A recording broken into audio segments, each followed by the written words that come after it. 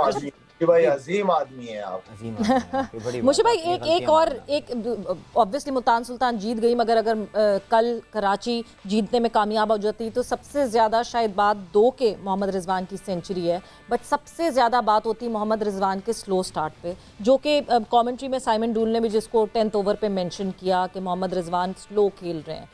अभी तो target set करना था, ये सिचुएशन फर्स्ट बैट पे थी, उसमें मोहम्मद रिजवान ने बहुत अच्छे तरीके से अपना गियर शिफ्ट किया और उस गियर शिफ्ट करने की वजह से एक बड़ा टोटल सामने दिखा, वरना 90 फॉर 1 था ऑलमोस्ट मेरा ख्याल से 12वें ओवर तक मुल्तान सुल्तान, और उसके बाद वो गियर शिफ्ट हुआ और तेज़ी से चीज़ें जो है चलना शुरू हो गई और टारगेट सेट हुआ। क्या चेजिंग सिनेरियो में भी इस तरह पुल ऑफ कर सकेंगे मोहम्मद रिजवान कि स्टार्ट ऑफ इतना स्लो हो और उसके बाद गियर शिफ्टिंग हो, वहाँ ये इशू आ सकता है मुल्तान सुल्तान को? अच्छा, ये बड़ी मैं आपको I tell you the true story कि जब ब्रेक टाइम हुआ ना तो रिजवान ने, जब मैं और एंडी अंदर गए और उनको, हमें पता था कि हम बहुत पीछे हैं, और मैं अभी भी बता रहा हूँ कि इस पिच के मुताबिक जिस तरह की बॉलिंग हुई कराची की तरफ से, विद ड्यू रिस्पेक्ट, कि हम 20 से 25 रन पीछे हैं अभी भी। I think we should actually get 220 run, जिस तरह की हमारी एक विकेट गिरी हुई थी। आई थिंक रिजवान की लीडरशिप बहुत आला है। उसकी वजह बताता हूँ। जैसे हम अंदर गए तो उसने सीधी सीधी बात की, उसने कहा कि मेरा ख्याल है कि we are 15 to 20 run short, मुझसे वो लग नहीं रही जिस तरह मैं चाह रहा हूँ मारना। तो जब वो मैंने और एंडी ने ऑलरेडी प्लान बनाया हुआ था कि we will let him know कि जी हमें गियर चेंज करो आप, क्योंकि अभी पीछे पोलार्ड पड़ा है, मिलर पड़ा है, आपका खुशदिल पड़ा हुआ है, तो आपके पास इतने स्ट्राइकर पड़े हुए हैं, तो जितने ज्यादा ओवर उनको मिलेंगे उतने ही हमें फायदा होगा।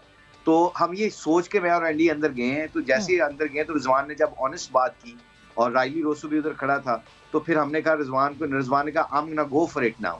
और उसके बाद जब वो एक बंदा ऑनेस्ट जब अपनी ओपिनियन दे देता है, कई दफा होता है कि बैट्समैन के साथ वो उसका मोमेंटम नहीं बनता, वो शॉटें नहीं लग रही होती।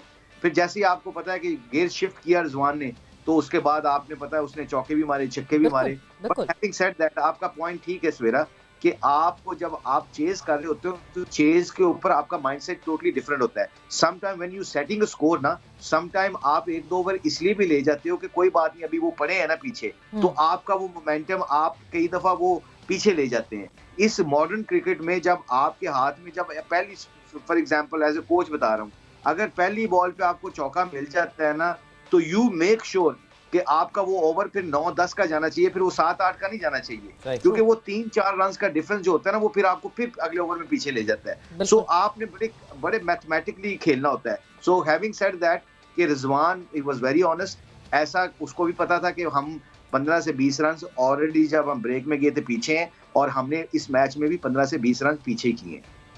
लाला, ज़ाहिर है अब ये रिजवान को चलें इस बात का अंदाज़ा था, and that's very nice. I think हम सभी अंदाज़ा कर रहे थे इस बात का कि रिजवान का तो ये पैटर्न खेलने का ऐसे ही होता है ना। जनरली वो एक स्लो लेकर जा रहे होते हैं, और अगर वो वाकई आखिर तक जाते हैं तो अपनी इनिंग्स को तो वो बढ़ा देते हैं। लेकिन यहाँ तो चलो उन्होंने 100 स्कोर कर ली, लेकिन लाला लगता नहीं बहुत हाई रिस्क स्ट्रैटेजी होती है रिजवान की कि थोड़ा टाइम लेते हैं सेटल होने में? बिकॉज अगर आपको वाकई सोचें, अगर वो 64 गेंदों पे 100 बना रहे हैं, और जिसमें शायद उन्होंने पहली 50 जो है अपनी वो शायद 40 गेंदों पे बनाई होगी, और अगली 50 जो बनाई है वो शायद 22-23 गेंदों पे बनाई है। अगर रिजवान शुरू से ही गेम तेज लेकर जाए तो ये तो पाकिस्तान के लिए भी नक्शा बदल सकते हैं गेम का।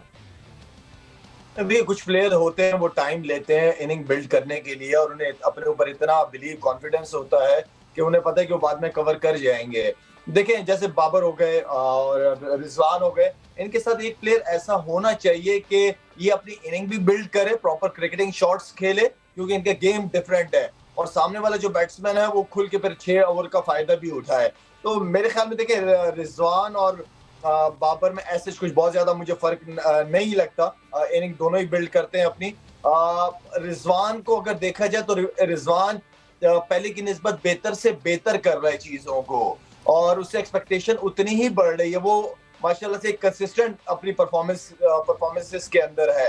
अब ये तो पीएसएल है, इसके बाद इंटरनेशनल मैचेस जब होंगे पाकिस्तान के, तो एक प्लान लाजमी दिया जाएगा। ये तो जिस तरह मुशी भाई कह रहे हैं कि मैनेजमेंट के हाथ में बहुत चीजें होती हैं, कोचेस वगैरह क्या प्लान देके प्लेयर्स को भेजा जाता है, या प्लेयर्स का अपना क्या प्लान होता है। तो जो मीटिंग्स के अंदर डिस्कस होती है चीजें, अकॉर्डिंग टू दैट प्लान उनको खेलना पड़ता है, और खेलना पड़ेगा अगर आपने टॉप नंबरों में आना है, नंबर एज ए टीम। जी बिल्कुल, मतलब और दूसरी बात ये कि एक और मैं एक चीज़ जो मिसबा मैं ज़रूर आपसे वो बात करूंगी, साइमन डूल की जैसे मैंने बात की, एक आइडिया फ्लोट किया उन्होंने, आप उस आइडिया से अग्री करते हैं कि नहीं? वैसे ही हम कहते हैं T20 तो बैटर्स का गेम है, बोलर्स बुचर फॉर्मेट कहलाता है ये, कि उसमें बोलर्स तो बेचारे ही होते हैं T20 फॉर्मेट में, बट वो कहते हैं कि ये क्या रिटायर्ड आउट होने का कॉन्सेप्ट, जिस तरह अभी मुशी भाई ने बताया कि रिजवान ने खुद इस बात को एक्सेप्ट किया कि नहीं इस तरह अभी लग रहा मुझसे, मगर मैं गियर शिफ्ट करने की अब कोशिश करूंगा, जो उन्होंने बड़ी कॉन्फिडेंटली और बहुत अच्छे तरीके से कर लिया गियर शिफ्ट। बट क्या ये रिटायर्ड आउट वाला जो एक कॉन्सेप्ट फ्लोट करना शुरू हुआ है, आपको लगता है ये सही है कि जब प्लेयर सोचे कि नहीं जी मेरे पास फायर पावर नीचे बैठी है और मैं आउट भी नहीं हो रहा हूँ, so let's just retire out? वो तो वैसे भी बाहर जा सकता है, उसको किसी ने रोका तो नहीं है। वो तो नॉर्मली आप इंजरी हो जाते हैं या कुछ भी हो जाता है, डिहाइड्रेशन है, 100 चीज़ें हैं, वो तो आप जा ही सकते हैं। लेकिन ये ज़रूरी नहीं कि ये इस चीज़ की ज़मानत है कि आपका जो सेट प्लेयर खेल रहा है अगर वो नहीं खेल पा रहा और वो टॉप क्वालिटी प्लेयर है तो वो जाएगा तो जो आगे आने वाला है वो डेफिनेटली अच्छा खेलेगा। तो इसमें ये रिस्क ज़रूर इन्वॉल्व है। कई दफ़ा पिच ऐसी होती है, नो डाउट के इस मैच में रिजवान ने खुद एडमिट किया, उसने आके प्रेजेंटेशन में भी एडमिट किया कि ठीक है 100 मैंने किया है बट जिस तरह मैं खेलना चाहता था वैसे मैं नहीं खेल सका और हम 15 से 20 रन शॉर्ट थे। तो ये चीज़ें जब आप एक्सेप्ट करते हैं तो फिर आपकी बेहतरी के चांसेस होते हैं। मुझे लगता है कि इस मैच में इसलिए भी ज़्यादा इफेक्ट हुआ मुल्तान उस एक पीरियड में, क्योंकि normally rally right from the word go वो आगे चढ़ाई कर देते हैं बॉलर्स पे, बट कल उस टाइम पे स्पेसिफिकली थोड़ा सा बॉल उस तरीके से बल्ले पे नहीं आ रहा था। कुछ मलिक की अच्छी बॉलिंग भी उसने की, तो रैली का भी जो स्ट्राइक रेट था वो उस तरह नहीं था, 21 बॉलों पे 29, वो थोड़ा सा जिस तरह वो टेक ऑन गेम को करता है उस वजह से भी ओवरऑल थोड़ा सा उस स्टेज पे मुल्तान पीछे रह गई।